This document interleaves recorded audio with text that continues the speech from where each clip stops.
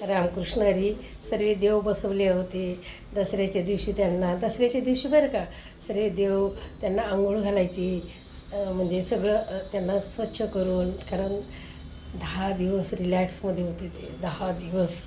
तर आता त्यांना मस्तपैकी कोमट पाण्याने दुधाने आंघोळ करून सर्व देव ज्यांच्या त्याच्या जागेवर बसवून द्या आणि त्यांना सांगा आमचं काही चुकलं असेल, आम्ही चुकलो जरी तरी काही, तू चुकू नको अंबाबाई. अंबाबाई कधीच चुकत नाही. चुका तर आपल्याकडूनच होतात, माणसाकडूनच चूक आणि व्हायला पण पाहिजे. जोपर्यंत आपल्याकडून चुका होत नाही तोपर्यंत आपणही सुधरत नाही, अशी म्हण आहे ना.